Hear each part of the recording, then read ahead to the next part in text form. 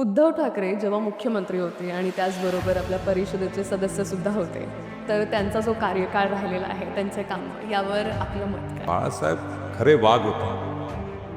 पण आता उद्धवजी आहे, यांनी वाघाचं कातडं पांघरलेलं आहे. यांच्या नेतृत्वामध्ये दम नाही आहे, कार्यशैली वाईट आहे, कोणाला भेटायला तयार नाही आहे. आता समाजकारण म्हटलं आणि राजकारण म्हटलं तर अगदी एक थिन लाईन आहे दोघांमध्ये. असं आहे की संघाने BJPने आम्हाला शिकवण दिली आहे की 80% समाजकारण, 20% राजकारण. You don't have patience, you can not be there in politics for a long time. आपल्या पक्षामध्ये तुम्हाला काय वाटतं, नेत्यांना जास्त आपण पुढे घेतो की समाजकार्य जे लोकं करतात त्यांना? आपलं सर्वस्व पक्षासाठी समर्पित करणारे कार्यकर्ते ही खऱ्या अर्थानं भारतीय जनता पार्टीची जमेची बाजू आहे. आपले आदरणीय प्रधानमंत्री नरेंद्र मोदी यांनी लोकसभेमध्ये आणि विधानसभेमध्ये महिलांना 33% आरक्षण देण्याचं बिल आणलं होतं. पण या नालायक काँग्रेसवाल्यांच्यामुळे ते बिल पास होऊ शकलं नाही. पण येणाऱ्या काळामध्ये ते बिल निश्चितपणे आपण पास करू आणि लोकसभेमध्ये आणि विधानसभेमध्ये सुद्धा 33% आरक्षण महिलांना देऊ.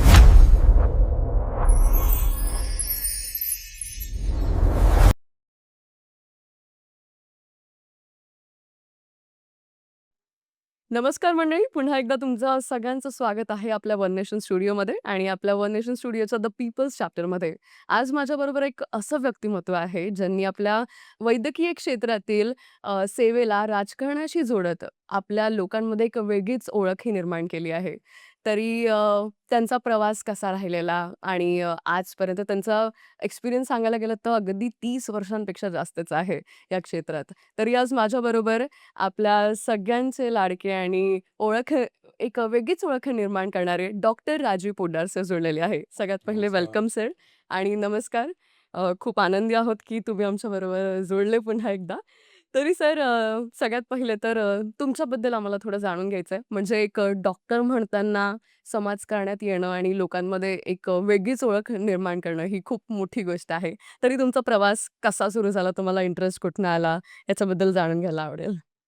असं आहे की मी जेव्हा गव्हर्नमेंट मेडिकल कॉलेज नागपूरला होतो, येस. तेव्हापासूनच मी विद्यार्थी चळवळीत होते. बरं. आणि GS म्हणजे जनरल सेक्रेटरीची निवडणूक मी त्या काळामध्ये मेडिकल कॉलेजमध्ये लागली होती. आणि सातत्यानं वैद्यकीय क्षेत्रामध्ये काम करत असताना समाजकारणाची, राजकारणाची माझा सातत्यानं संबंध येत गेला.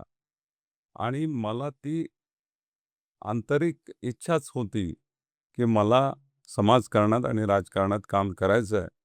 आणि त्यातून मग हळूहळू तो प्रवास पुढे जात गेला. जात केला. वाह! तरी सर आपल्याला आतापर्यंत किती वर्ष झाले आणि तुमचा अनुभव कसा राहिलेला आहे आतापर्यंतचा लोकांमध्ये काम करण्याचा? असं आहे की डॉक्टर म्हणून तर मला आता 45 इयर्स झाले आहेत. माय गॉड! Most yes. एक्सपिरियन्स्ड. मी 1976 बॅचचा विद्यार्थी आहे गव्हर्नमेंट मेडिकल कॉलेजचा. आणि मग अनेक ठिकाणी काम करत असताना शेवटी मी कळमेश्वरला सेटल झालो. आणि मग कळमेश्वरला सेटल झाल्यानंतर त्या ठिकाणी समाजकारणामध्ये, एज्युकेशनच्या क्षेत्रामध्ये, वैद्यकीय क्षेत्रामध्ये, क्रीडा क्षेत्रामध्ये, अनेक क्षेत्रामध्ये मी त्या ठिकाणी इंटरेस्ट घेतला. माझी प्रॅक्टिस ही जबरदस्त होती. आणि एवढी जबरदस्त प्रॅक्टिस सांभाळून सुद्धा अनेक क्षेत्रामध्ये मी काम करायला गेलो.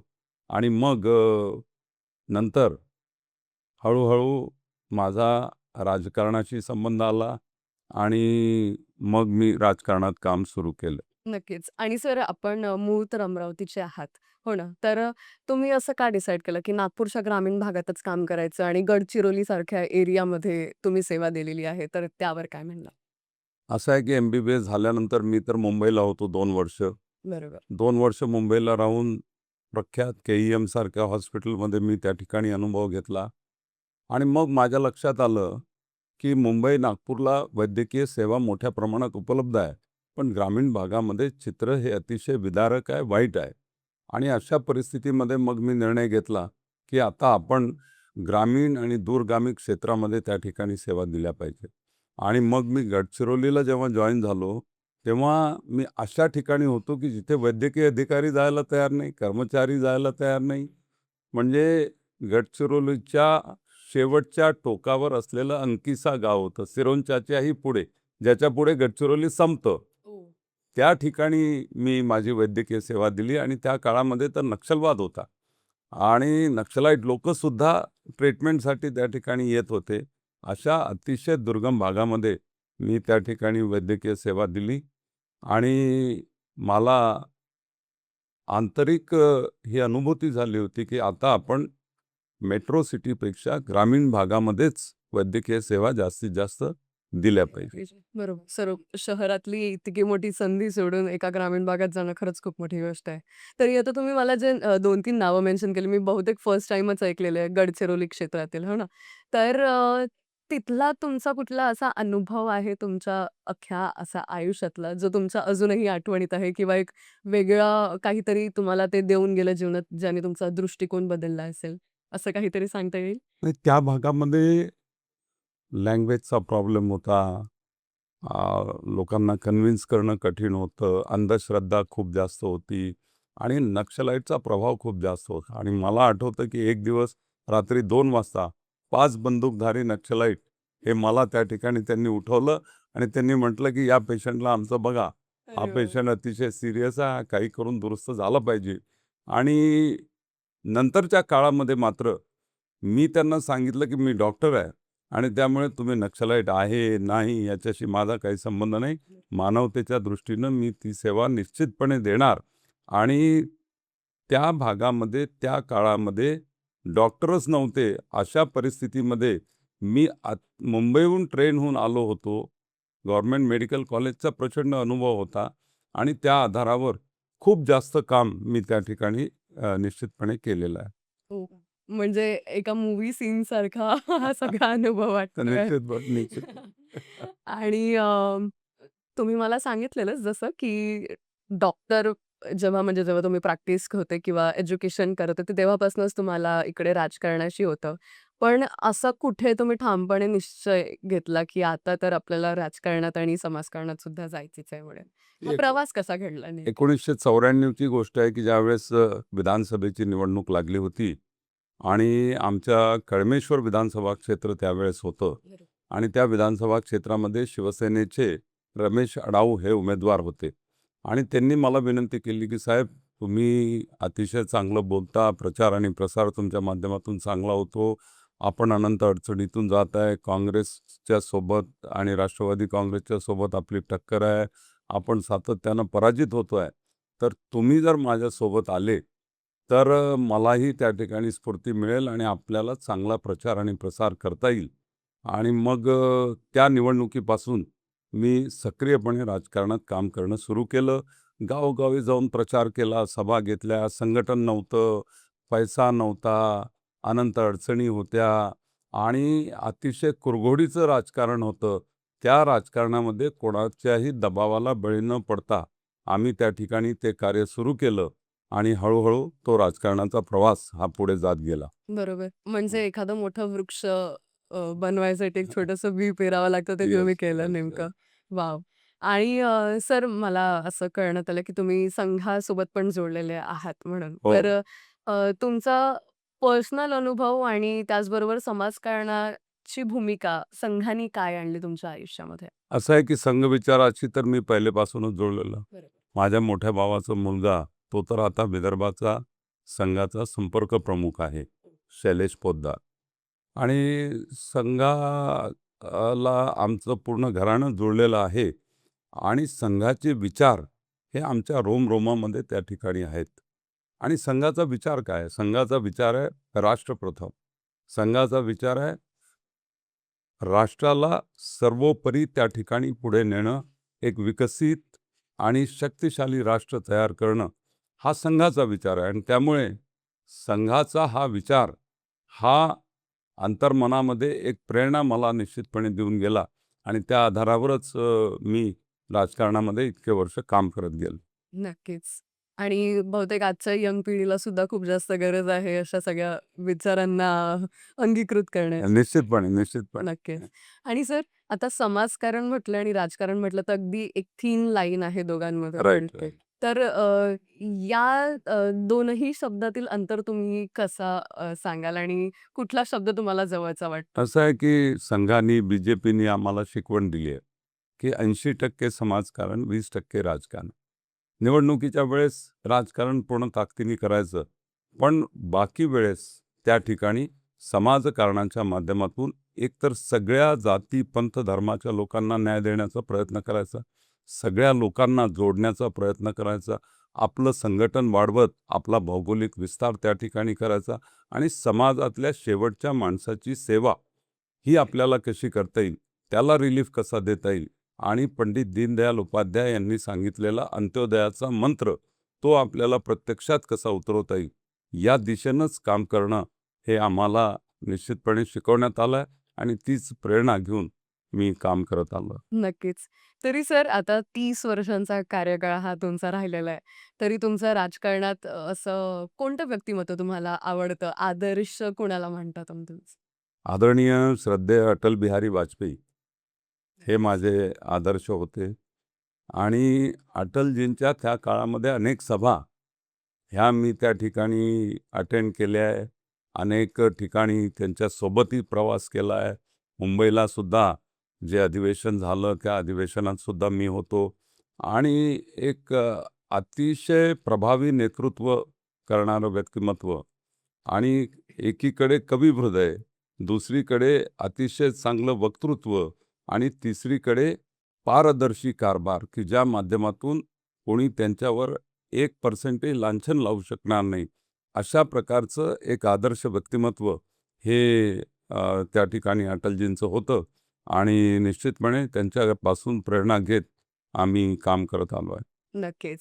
आणि हे तर आपल्या पक्षातलं झालं. याचबरोबर आपल्या पक्षाबाहेरील इतर जे काही आहेत चिन्ह आहे, तर त्यांच्यामधील तुम्हाला अ, कोणाची कार्यपद्धती जास्त आवडते आणि कुणाला तुम्ही मानता असं? मला तर पक्षाबाहेर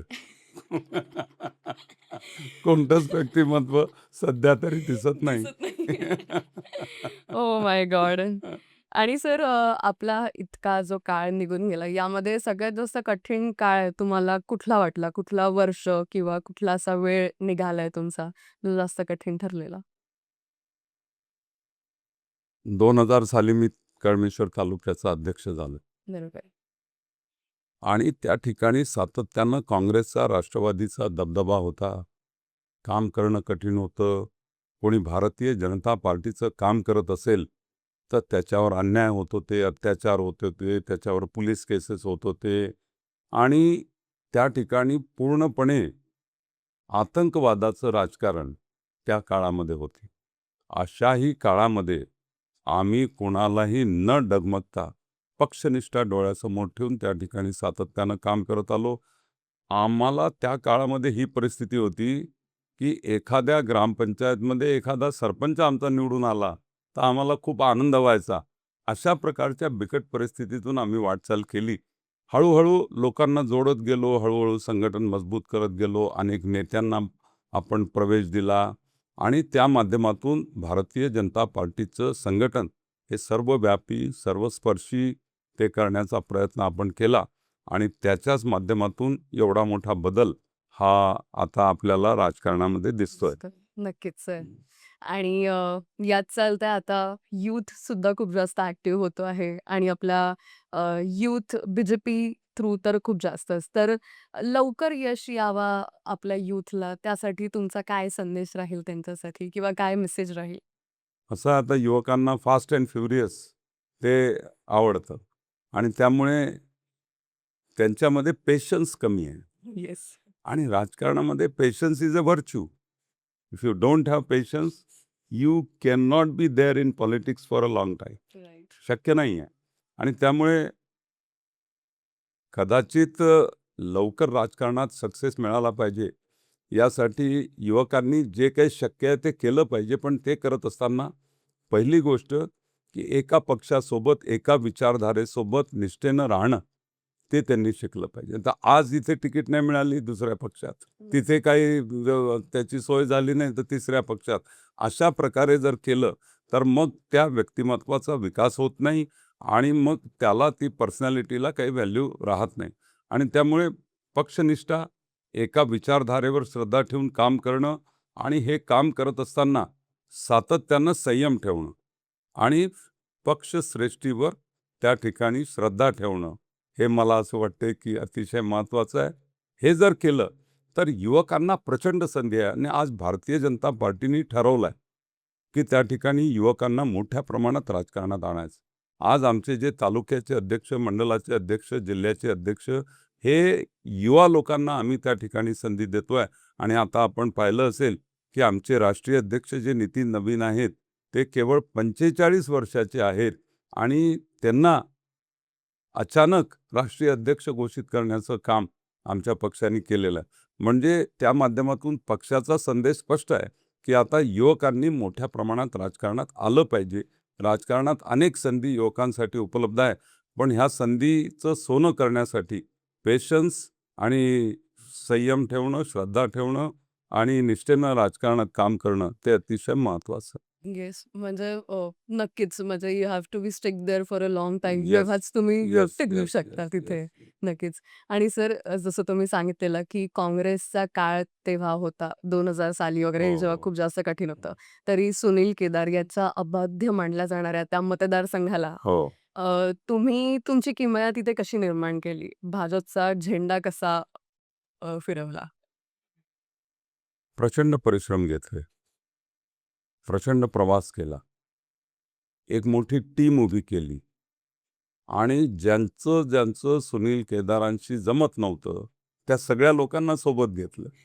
आणि त्या सगळ्या लोकांना सोबत घेत एक मजबूत विरोधी पक्ष म्हणून त्या ठिकाणी आम्ही काम केलं. हे काम करत असताना खरं पाहिलं असता आम्हाला सातत्यानं पराजय त्या ठिकाणी पाहावं लागतं.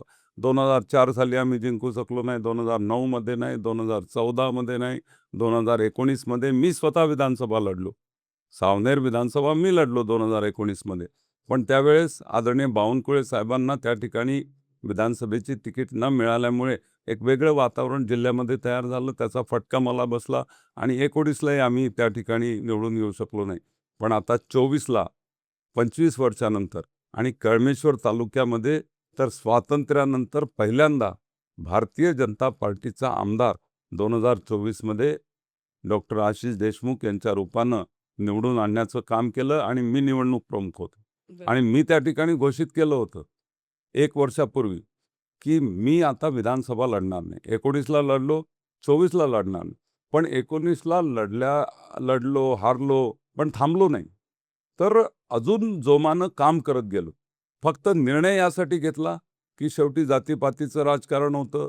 कुठेतरी सहानुभूती मिळते आणि त्या माध्यमातून 2,000-5,000 मतांनी परत मी हारेल त्यापेक्षा आपण कॉन्क्रीट अशा प्रकारचा उमेदवार दिला पाहिजे की ज्या माध्यमातून 100% यश आपल्याला मिळेल. आणि म्हणून तो निर्णय घेतला आणि त्यामध्ये आम्ही यशस्वी झालो. बरोबर. आणि सर यात चालता मला हेही विचारायचं आहे, की जसं आपण तर पूर्ण आता आपली भाजपचा झेंडा फडकवलेलाच आहे. तरी आणि नक्कीच आपल्या भाजपमधील सगळे लोकं निष्ठावान आहेतच. तरी या आपल्या पक्षामध्ये तुम्हाला काय वाटतं, नेत्यांना जास्त आपण पुढे घेतो, की समाजकार्य जे लोकं करतात त्यांना? की नाही, या जे पलीकडे तुम्ही काही सांगाल? आहे, जे समाजकार्य करतात आणि जे कार्यकर्ते असतात, बरं. त्यांनाच जास्त महत्त्व हे पक्षामध्ये सातत्यानं दिलं जातं.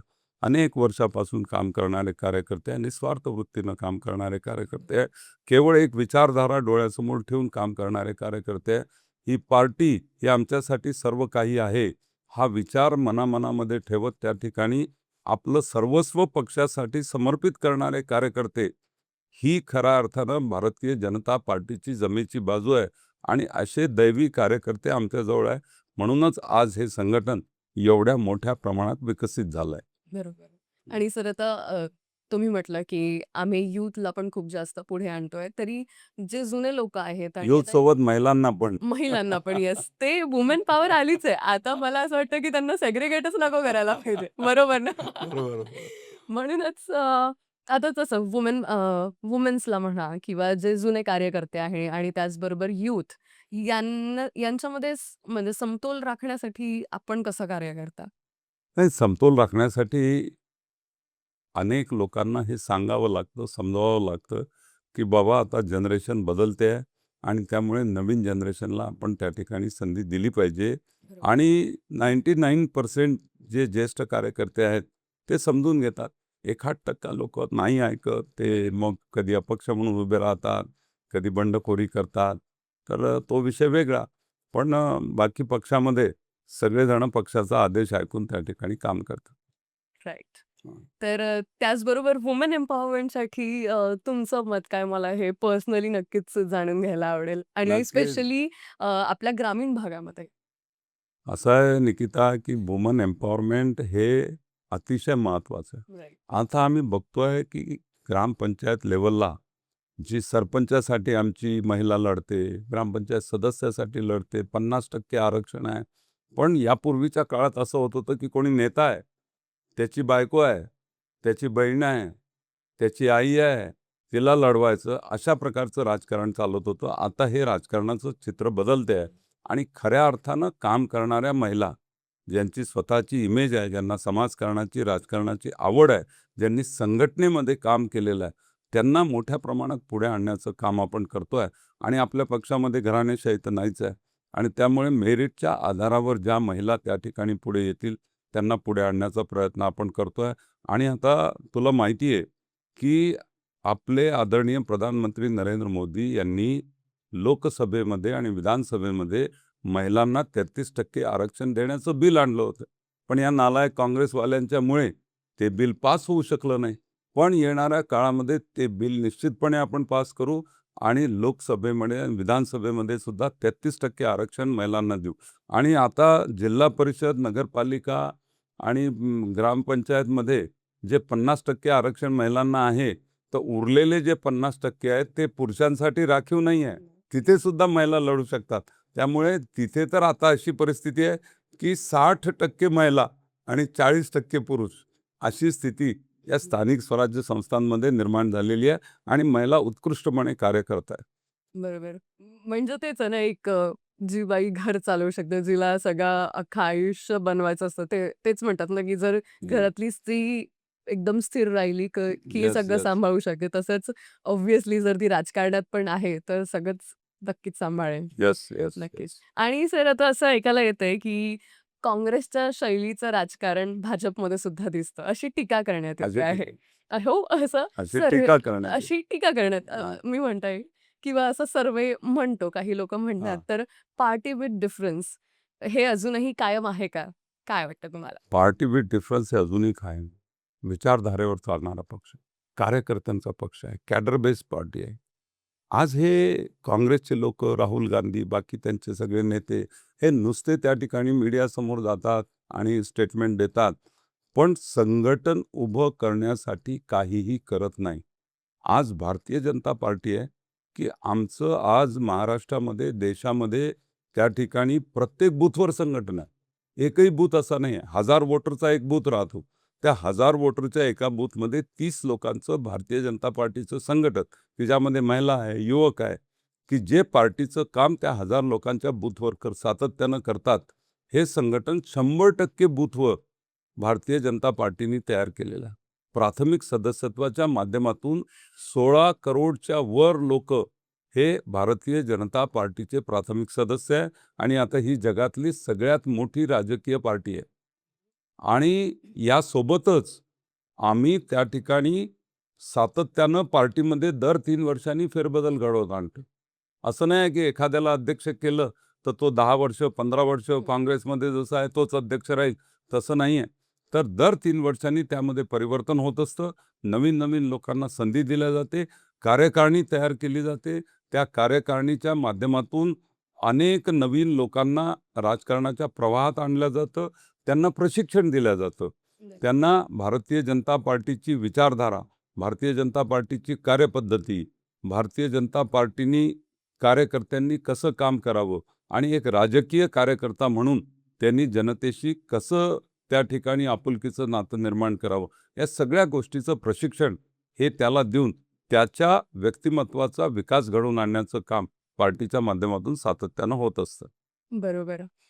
म्हणजे सगळ्यांना घेऊन चालत राहणं बेसिकली हेच येस, एक येस, मूळ येस, येस. गोष्ट आहे. बरोबर. आज तुमची संघटना असो येस, किंवा कुठलाही ग्रुप असो तो येस. पुढे जाईल. आणि नाही का? पार्टी विथ डिफरन्समध्ये 2-3 गोष्टी महत्त्वाच्या आहेत. नाही. एक तर आमच्या पार्टीमध्ये घराणेशाही नाही. हं. आज आदरणीय प्रधानमंत्री नरेंद्र मोदी देशाचे प्रधानमंत्री आहेत. मागच्या काळामध्ये श्रद्धेय अटलजी या देशाचे प्रधानमंत्री होते. पण ही पार्टी अटलजींच्या घरची झाली नाही. ही पार्टी मोदीजींच्याही घरची होणार नाही. ही कार्यकर्त्यांची पार्टी आहे. ही कॅडर बेस्ड पार्टी आहे. आणि त्यामुळे ही पार्टी इतर सगळ्या राजकीय पक्षापेक्षा वेगळी पार्टी. विचारधारेवर, संघटनेच्या आधारावर आणि एक विशिष्ट ध्येय डोळ्यासमोर ठेवून काम करणारी पार्टी. आणि म्हणून आम्ही म्हणतो की सशक्त भाजपा, समर्थ भारत. भारताला समर्थ करायचं असेल, भारताला विकसित करायचं असेल, तर भाजपाच करू शकतं. हा विश्वास जनतेमध्ये निर्माण करण्याचं काम आम्ही केलं. नक्कीच सर. हं.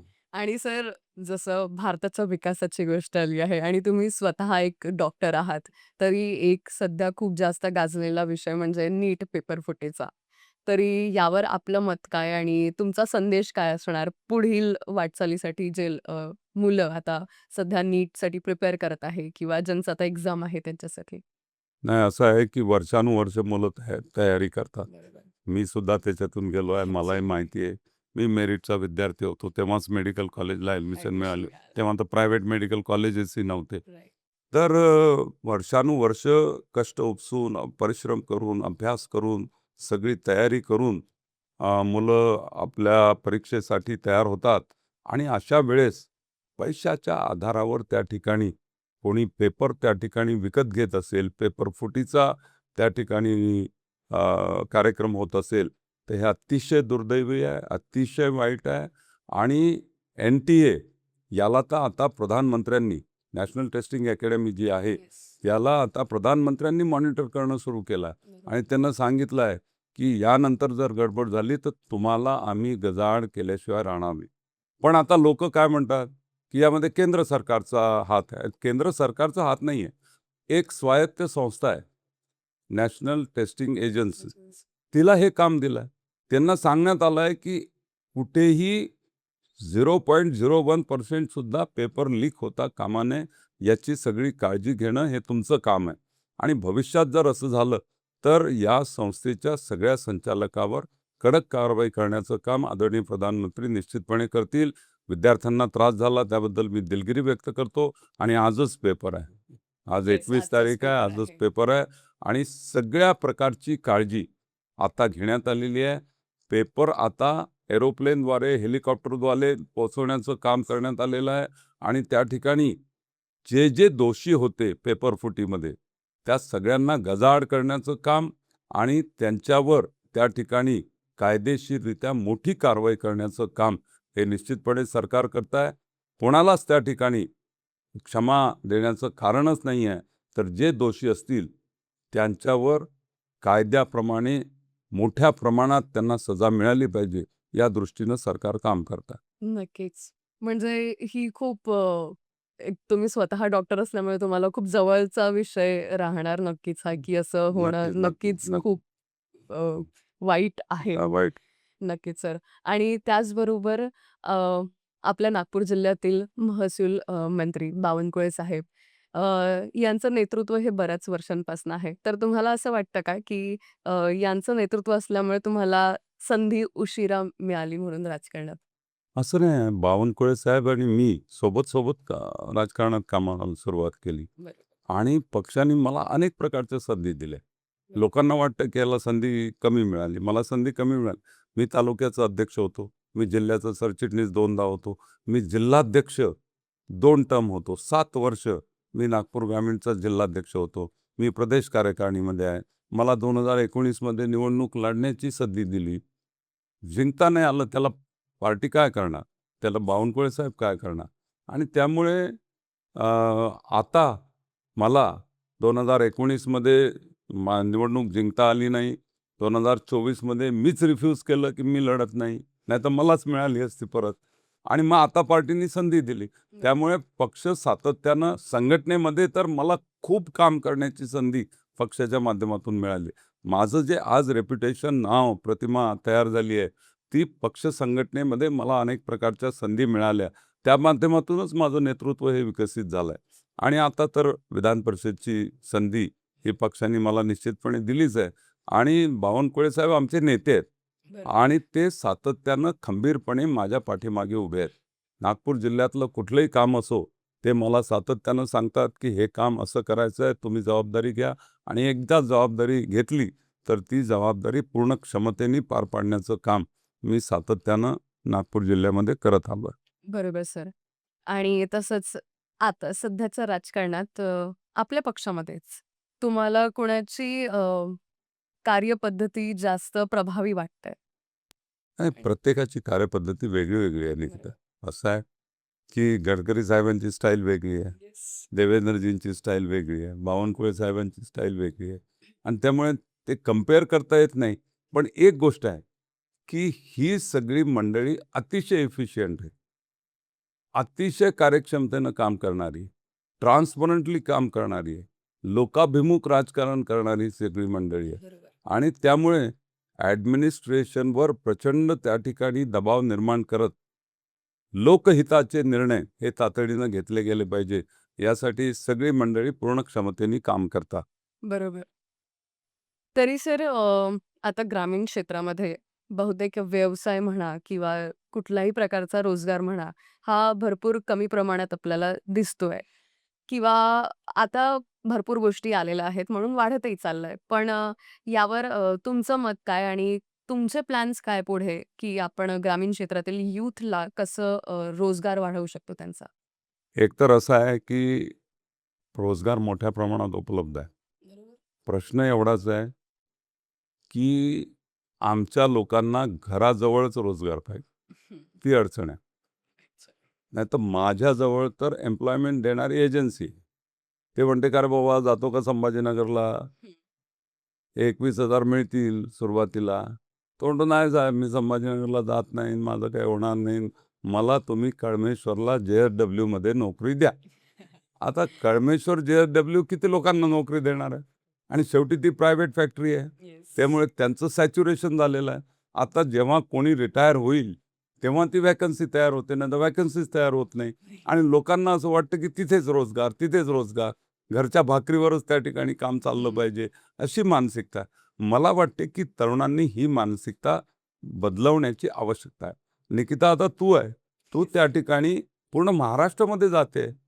तेव्हा कुठे तुझी रेप्युटेशन तयार झाली आहे, तेव्हा कुठं तुझं अर्निंग वाढलं आहे. तर मला वाटतं, मी कळमेश्वरला जेव्हा आलो, तेव्हा there was no person in Kalmeshwar to whom I knew. मी कळमेश्वरला सेटल व्हायच्या अगोदर कळमेश्वरात एकही व्यक्ती असा नव्हता, की जो माझ्या ओळखीचा होता. तिथे मी विश्व तयार केलं. बरोबर. आणि केवळ डॉक्टरी व्यवसायातच विश्व तयार केलं असं नाही, तर राजकारणातही विश्व तयार केलं. आणि त्यामुळे बाहेर जाणं हे मला असं वाटतं, की महत्त्वाचं आहे. दुसरं, की स्वयंरोजगाराकडे लक्ष देण्याची आवश्यकता आहे. रोजगार मागण्यापेक्षा रोजगार देणारे आपल्याला कसं होता येईल, त्या दृष्टीने जसं आता पियुष करतोय, 4 लोकांना रोजगार देतोय. असे रोजगार देणारे आपले युवक कसे तयार होतील, त्याही दिशेने प्रयत्न करण्याची आवश्यकता आहे. आणि तिसरीकडे आम्ही त्या ठिकाणी आता सावनेर तालुक्यामध्ये, नागपूर जिल्ह्यामध्ये मोठ्या प्रमाणात इंडस्ट्रियलायझेशन होत आहे. आज बोटीबोरी पूर्ण फुल झालेली आहे. मिहानमध्ये चांगल्या कंपन्या त्या ठिकाणी आल्या आहे. आता सावनेरमध्ये डिफेन्स, न्यूक्लिअर, एरोस्पेस नावाचा एक मोठा कारखाना, डिफेन्सचा प्रोजेक्ट तो येतो आहे. कोल गॅसिफिकेशनचा प्रोजेक्ट तो एक आमच्या लिंगा गाव आहे कळमेश्वर तालुक्यात, तिथे येतो आहे. कोळशाची खाण गोंडखैरीला येते आहे. त्यामुळे अनेक नवीन प्रकल्प त्या ठिकाणी येते आहे. इकडे गोंडखैरीला लॉजिस्टिक पार्कच्या माध्यमातून मोठ्या प्रमाणात लॉजिस्टिक हब तयार होतो आहे, की जिथे रोजगाराच्या संधी त्या ठिकाणी उपलब्ध होत आहेत. आणि ह्या संधी उपलब्ध होत असताना जे शेतकरी आहेत, त्यांना उत्तम प्रकारची शेती करता आली पाहिजे. आणि त्या माध्यमातून जर 2 भाऊ असतील, 3 भाऊ असतील, तर एक जण तरी शेतीत त्या ठिकाणी रमला पाहिजे. आणि म्हणून आधुनिक पद्धतीनं त्याला शेती करता आली पाहिजे. आणि शेती हा फायद्याचा व्यवसाय झाला पाहिजे. त्याही दृष्टीने आपण प्रयत्न करतो.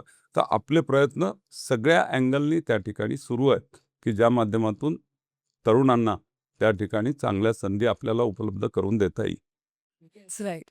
म्हणजे थोडं मुलांनाही अपडेट राहण्याची गरज आहे आणि नक्कीच, त्याचबरोबर नक्कीच, काय अवतीभोवती सुरू आहे हे नक्कीच. बघण्याची मी गरज. तुला सांगतो, असे मुलं-मुली आहे, की तो MBA झाला, हं. पण त्याला जर MBAचा लाँग फॉर्म हा व्यवस्थित त्याचं स्पेलिंग लिहायला सांगितलं, सांगितलं. येस. तर ते लिहिता येत नाही, अशा प्रकारची परिस्थिती. बिझनेस कसं लिहायचं, तो BIA करतो. त्याला बिझनेसचं स्पेलिंग माहीत नसतं. अशा प्रकारची परिस्थिती आहे. त्यामुळे क्वालिटी लागेल आता. ॲक्चुअली. आता आपण 21व्या शतकात आहोत आणि ग्लोबल कॉम्पिटिशन आहे. अशा ग्लोबल कॉम्पिटिशनमध्ये टिकायचं असेल, तर अपडेट राहणं, क्वालिटी चांगली ठेवणं, तेही मला असं वाटते, की खूप जास्त आवश्यक आहे. केवळ एक डिग्री आपल्याजवळ असून होत नाही. तेच. प्राधान्य त्यालाच मिळतो ज्याच्याकडे स्किल्स आहे. Yes, obviously yes. आज ग्रामीण क्षेत्रात हां. पण तेच आणि आहे. मला मला एकच मुलगा आहे हो. आणि तो 14 वर्षापासून लंडनला होता. आता तो दुबईला शिफ्ट झाला. बरोबर. आता मला एकच मुलगा आहे, तर मी जर म्हटलं असतं, की तू डॉक्टर झाला पाहिजे, तू कळमेश्वरला माझं हॉस्पिटलला सांभाळलं पाहिजे, तर मग त्याला आज जी उंची मिळाली आहे, ती मिळाली नसती. नसते. आज तो इंटरनॅशनल लेव्हलचा प्लेयर झाला आहे. त्याच्यामुळे असं आहे, की कुठेतरी घराबाहेर पडल्याशिवाय होत नाही. बरोबर. घराबाहेर पडणं आणि थोडं अपडेटेड राहणं येस, गरजेचं येस, आहे. येस. जेवढा सोशल मीडिया आपण रील स्क्रोल करण्यात वाया घालवतोय, तितकं थोडं कामाकडे लक्ष दिलं तर बरं होईल. येस, नक्कीच. येस. आणि सर याचबरोबर आरोग्य, शिक्षण आणि रोजगार पुन्हा एकदा. तर यावर सुद्धा आपले काय पुढे प्लॅन्स आहेत आणि मग नाही, याच्यात प्रचंड काम करण्याची आवश्यकता आहे. आता आरोग्य क्षेत्रामध्ये माझं गाव आरोग्य संपन्न गाव या थीमवर मी त्या ठिकाणी नागपूर जिल्ह्यामध्ये काम करणार आहे. आणि ही थीम अशी आहे, की माझं गाव आरोग्य संपन्न गाव करत असताना कम्युनिकेबल डिसीजेस कसे कमी करता येईल, स्वच्छ आणि शुद्ध पिण्याचं पाणी लोकांना कसं मिळेल, हायजीन चांगलं कसं ठेवता येईल, हागणदारी मुक्त गावाला आपल्याला कसं करता येईल, लोकांच्या सवयी आपल्याला कशा बदलवता येईल, स्वच्छतेकडे अजून जास्त लक्ष आपल्याला कसं देता येईल. आणि हे करत असतानाच आपल्या ज्या गव्हर्नमेंटच्या ज्या फॅसिलिटीज आहेत, कुठे प्राथमिक आरोग्य केंद्र आहे, कुठे ग्रामीण रुग्णालय आहे, कुठे सब सेंटर आहे, कुठे अंगणवाडी आहे, त्यांना अजून स्ट्रेंथन करण्यासाठी मी निश्चितपणे काम करणार आहे. आणि सोबतच नॉन कम्युनिकेबल डिसीजेस जे आहेत, जसं आजकाल आता तुला माहिती आहे, की hypertension, diabetes, ischemic heart disease, brain stroke, ह्या गोष्टी प्रचंड प्रमाणात वाढत चालल्या आहेत. त्याच्याबद्दलही अवेअरनेस तयार करून त्यांना आपल्या जीवनशैलीमध्ये सकारात्मक बदल घडवून आणण्यासाठी सुद्धा मी निश्चितपणे प्रयत्न करणार आहे.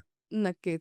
म्हणजे छोट्या-मोठ्या डिसीजेसनी आपण आजकाल सगळ्यांना अशी भीती वाटून जाते. पण येस. त्यावर भरपूर काही हां. उपाय आज अवेलेबल आहेत. Yes, yes. हेही लोकांना आणि माहिती करून देणं गरजेचं. कोविडमध्ये तर मी प्रचंड काम केलं. बरोबर. I used to work for 16 hours a day my god. In Covid. आणि रोज 250-300 पेशंट मी कोविडचे पाहायचो. जेव्हा डॉक्टरांनी आपलं दवाखाने बंद करून टाकले होते, त्या काळात मी कोविडसाठी पूर्णपणे काम केलेलं आहे. पूर्ण क्षमतेने काम केलं आणि जवळपास 95% पेशंट हे तिथेच दुरुस्त करण्याचं काम केलं. 5% पेशंट ज्यांचे ऑक्सिजन लेव्हल खूपच कमी झाली, अशाच लोकांना मग मला रेफर करावं लागत होतं आणि नागपूरला ॲडमिट करावं लागत होतं. That was miserable. Yes, yes, yes. My God. ते आठवलं की हो. सगळं दृश्य आठवत जातं नेमकं. बरोबर. आणि सर आता आपल्या पुढील कार्यकाळात आपल्या मतदारसंघाचा चेहरा बदलण्यासाठी येस. असे कुठले 3 मोठे कार्य करणं गरजेचं वाटतंय तुम्हाला? एकीकडे सिंचन क्षमता वाढवण्याची आवश्यकता आहे, की ज्या माध्यमातून इरिगेशन वाढेल, तर शेतकऱ्यांचं उत्पन्नही वाढेल आणि त्या ठिकाणी हिरवळसुद्धा वाढेल. त्यामुळे सिंचन क्षमता वाढवणं, दुसरीकडे 100% शेतामध्ये जाणारे जे रस्ते आहेत, ते पक्के करणं आणि मोठ्या प्रमाणात प्लांटेशन करणं, की आता जे आपल्याला अल निनोचा प्रभाव दिसतोय, आता आपल्याला वातावरणात जो बदल दिसतोय, आज 21 जून आला, अजूनपर्यंत पाऊस नाही. तर या सगळ्या याच्यामध्ये मोठ्या प्रमाणात प्लांटेशन करणं आणि त्या माध्यमातून हिरवळ मोठ्या प्रमाणात वाढवणं, त्याही दिशेने काम करण्याची आवश्यकता आहे. आणि तिसरं, की मोठ्या प्रमाणात रोजगाराच्या संधी उपलब्ध करून देण्यासाठी मी अतिशय चांगलं काम निश्चितपणे करणार आहे, की ज्या माध्यमातून स्थानिक लोकांना त्यांचं स्किल डेव्हलपमेंट करून त्यांचं ॲब्सॉर्प्शन तिथे आपल्याला कसं करता येईल. आता अनेकदा मी जसं मगाशी म्हटलं, की नोकरी अवेलेबल आहे, पण त्याच्याजवळ ती स्किल नाही आहे. तर त्याला तो जॉब तिथे मिळत नाही. मग परप्रांतातले लोकं येतात. मग ओरड होते, की स्थानिकांना त्या ठिकाणी संधी नाही. तर म्हणून स्किल डेव्हलपमेंटच्या क्षेत्रामध्ये सुद्धा मोठं काम येणाऱ्या काळामध्ये मी निश्चितपणे करेन. नक्कीच. म्हणजे आपल्याला स्वतःमध्येच एक मजबूत म्हणणं, एक डेव्हलपमेंट करणं येस, गरजेचं येस, येस. झालंय. बरोबर. राइट. सर आता राजकारण हे सुद्धा तुमच्या आवडीचं. तुम्ही डॉक्टर आहातच. याशिवाय असा कुठला छंद आहे तुमचा, हॉबी आहे जी तुम्हाला प्रचंड आवडते? मला रीडिंगचा ध्यास आहे. वॉव! जेव्हा संधी मिळेल तेव्हा वाचन मी मोठ्या प्रमाणात करतो. मस्तच. संगीताची आवड आहे. वॉव! गायनाची आवड आहे. पण आता वेळ मिळत नाही. पण जेव्हा-केव्हा आमची सगळी फॅमिली गेट टुगेदर होतं, तेव्हा करायकोवर आपलं गाणे-बिणे म्हणणं ते सुरू राहतं. अ, छंद असावा आणि माणसात. आणि मला मेडिटेशन, ओह! प्राणायाम, योगा आणि फिटनेस याच्याबद्दल मी अतिशय सतर्क आहे. डाएटपासून तर एक्सरसाइजपर्यंत आणि एक्सरसाइजपासून तर मेडिटेशनपर्यंत.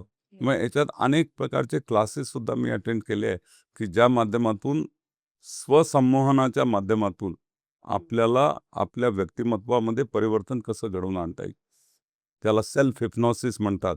सेल्फ हिप्नॉसिसच्या माध्यमातून, ऑटो सजेशनच्या माध्यमातून आपल्या व्यक्तिमत्त्वामध्ये सकारात्मक परिवर्तन घडवून आणत आपल्या पर्सनॅलिटीचा चांगला विकास करायचा. राइट. ह्या गोष्टीची निश्चितपणे मला पहिलेपासून आवड राहिलेली आहे. सर मला असं वाटतं, की असे कॅम्प्स तुम्ही आम्हा युवकांसाठी तरी करायला हवेत. म्हणजे आम्हालाही नवीन-नवीन गोष्टी माहिती होईल. खरं. आणि जर तुम्हाला वाचनाचा आवड आहेच मुळातच, तर असली कुठली एक बुक तुम्ही सजेस्ट करा आम्हाला, की तुम्हीही वाचाच म्हणून? तुमची ते आवडती. आता मी जी आमच्या मेडिसिनमधली जी बुक वाचली, ती होती the obesity code. Okay. The obesity code. आपल्या आरोग्याबद्दल आपले विचार हं. हे अतिशय स्पष्ट करणारी ही बुक आहे. आणि ओके. तर बाकी तर अनेक कादंबऱ्या, कथा हे ते पण ही पुष्कळ बुक आम्ही वाचण्यात आलं. कॉमन पीपल असं वाचू शकू ना? बिलकुल वाचता येईल, बिलकुल वाचता येईल. Yes, yes. आणि याचबरोबर राजकारण बाजूला ठेवलंस, तर मोकळ्या वेळेमध्ये तुम्हाला काय करायला आवडतं नेमकं? मोकळ्या वेळेस मला मी सांगितलं तुला रिलॅक्सेशन, रिलॅक्सेशन. मेडिटेशन बरोबर. आणि कुठेतरी स्वतःला एका वेगळ्या दुनियेत नेणं आणि अंतर्मुख होऊन अ, काही विचार आत्मसात करणं आणि I always think of prosperity. So I invite prosperity. तर मॅनिफेस्टेशन. राइट. तर तुला लॉ ऑफ अट्रॅक्शन माहीत असेल. येस. तर तर दैट्स द तो जो लॉ मोस्ट. ऑफ अट्रॅक्शन आहे, तो केवळ मेल फिमेल संबंधासाठी नाही. Law right. ऑफ अट्रॅक्शन हा त्या ठिकाणी स्वतःसाठी. स्वतःसाठी, की how can you attract better things in your life right. आणि ते करणं हे निश्चितपणे मला आवडतं. राइट. आणि जर आजकाल काय असतं ना, की लोकांना मल्टिपल गोष्टी करायच्या असतात. आता तुम्ही सुद्धा मल्टिपल गोष्टी करतच आहात. डॉक्टर सुद्धा आहात, राजकारणात सुद्धा आहात आणि तुमचा वेगळे छंद सुद्धा आहेत. तर राजकारण आणि तुमचं जे डॉक्टर सेवेला आणि तुमच्या कुटुंबाला तुम्ही कसं मॅनेज करतात या दोन्ही गोष्टी? It's very tough, it's very difficult. मी माझ्या पत्नीला मनापासून धन्यवाद देतो, की I couldn't give her sufficient time. But तिने आपला स्वतंत्र व्यवसाय सुरू केला. अरे वाह! तर ती पण खूप बिझी झाली. त्याच्यामुळे आता काही तेवढा प्रॉब्लेम नाही आहे. पण झाले ना कधीतरी. निश्चितपणे. पण आजच्या हो. मुलांना काय सांगाल तुम्ही? म्हणजे मल्टिपल गोष्टी करा, पण एक जो आपला कुटुंब असतो, आपल्या अवती-भोवतीचे लोकं असतात, त्यांना वेळ देणं पण हे येस, गरजेचं येस, येस. आहे. तो दिलाय. असं आहे की कुटुंबाला क्वालिटी टाईम देणं हे अतिशय आवश्यक आहे. नाहीतर आजकाल कुटुंब व्यवस्था उद्ध्वस्त होते की काय अशा प्रकारचं चित्र निर्माण झालं. आणि त्यामुळे आपल्या फॅमिलीला सफिशियंट वेळ देणं, आपल्या कुटुंबाशी एकनिष्ठ राहणं, आणि त्या ठिकाणी आपलं कॅरेक्टर चांगलं ठेवणं, आपली बिहेवियर चांगलं ठेवणं आणि संकटाच्या काळामध्ये त्यांच्या पाठीमागे खंबीरपणे उभं राहणं, हे मला असं वाटते की निश्चितपणे केलं गेलं पाहिजे. नक्कीच सर. आणि भरपूर गोष्टी तुम्ही आम्हाला आतापर्यंत सांगितलं. तुमचा 45 पासनचा आणि डॉक्टरचा जो एक पूर्ण वेळ राहिलेला आहे, त्याचबरोबर 30 वर्षांपेक्षा जास्तचा कार्यकाळ तुम्ही राजकारणात सुद्धा दिलाय. तरी आता डॉक्टर, समाजसेवक आणि आता विधान परिषदेचे सदस्य सुद्धा. तर पुढील 10 वर्षात लोकांनी तुम्हाला कसं ओळखावं असं वाटतं तुम्हाला? काय म्हणून कुठली गोष्ट तुमची लक्षात लोकांना राहावी? जनतेचा माणूस, पारदर्शी काम करणारा माणूस, ताबडतोब ॲक्शन घेणारा माणूस, लोकांना रिलीफ देणारा माणूस, ताबडतोब प्रॉब्लेम सॉल्व्हिंग करणारा माणूस आणि एक जनतेच्या जिव्हाळ्याचा नेता. ही प्रतिमा अ, माझी पुढच्या काळात झाली तर मला आवडेल. नक्कीच सर आणि ती होणारच. तर सर उद्धव ठाकरे जेव्हा मुख्यमंत्री होते आणि त्याचबरोबर आपल्या परिषदेचे सदस्य सुद्धा होते. तर त्यांचा जो कार्यकाळ राहिलेला आहे, त्यांचे कामं यावर आपलं मत काय? असं आहे, तुला माहिती आहे की महाराष्ट्रामध्ये शिवसेना बाळासाहेब ठाकरेंनी त्या ठिकाणी निर्माण केली, वाढवली बरोबर. आणि बाळासाहेब खरे वाघ होते. पण आता उद्धवजी आहे, यांनी वाघाचं कातडं पांघरलेलं आहे. यांच्या नेतृत्वामध्ये दम नाही आहे, कार्यशैली वाईट आहे, कोणाला भेटायला तयार नाही आहे. कोविडच्या काळामध्ये घरून मातोश्रीवरून त्यांनी मुख्यमंत्रीपद चालवलं, फेसबुकच्या माध्यमातून त्या ठिकाणी मुख्यमंत्रीपद चालवलं. कुठे बाहेर निघायला तयार नाही, निर्णय घ्यायला तयार नाही. महाराष्ट्राची अधोगती करण्याचं काम उद्धव ठाकरे मुख्यमंत्री असताना झालेलं आहे. आणि आज त्या ठिकाणी तुला माहिती आहे, नगरपालिका, नगरपंचायतच्या निवडणुका झाल्या, महानगरपालिकेच्या निवडणुका झाल्या. मुंबई वगळता काय अवस्था आहे शिवसेनेची? एवढी वाईट अवस्था की त्या ठिकाणी नागपूर जिल्ह्यामध्ये उद्धव ठाकरेंचे आमचे 504 सदस्य आहेत आणि त्यांचे 4 सदस्य आहेत. एवढी बरं. रसातळाला पार्टी त्यांची गेलेली आहे आणि याला कारण हे उद्धव ठाकरे यांचं नाकर्तं नेतृत्व आहे की जे त्या ठिकाणी काहीही करायला तयार नाही आहे. केवळ त्या ठिकाणी राजकारणाच्या माध्यमातून पैसा जमा करण्याचं काम आणि मुंबईवर राज्य कसं गाजवता येईल एवढाच संकुचित विचार त्यांनी ठेवला आहे.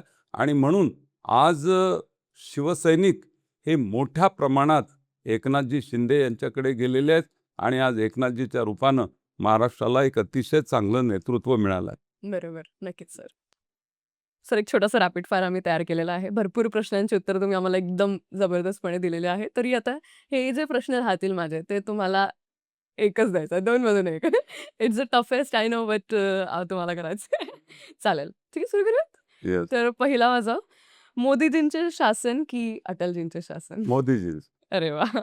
भाजपामध्ये जास्त सन्मान कार्यकर्त्यांना की नेत्यांना? कार्यकर्त्यांना. वाह! नितीन गडकरी की देवेंद्र फडणवीस? दोन्ही. सर एक. सर एक. त्याचबरोबर पांढरा कोट की भगवा?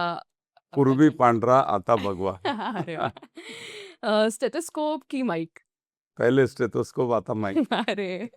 सर एक. जास्त काय आवडते? ओ-पी-डी की आपली राजकीय मीटिंग्स? राजकीय मीटिंग. मस्तच. रुग्ण जास्त ऐकतात की कार्यकर्ते? ऐकणारे रुग्ण जास्त असतात. अ, एक दिवस आपल्या मोदीजींसोबत की गडकरी साहेबांसोबत? मोदीजींसोबत. सोशल मीडिया की प्रत्यक्ष जनसंपर्क? प्रत्यक्ष जनसंपर्क.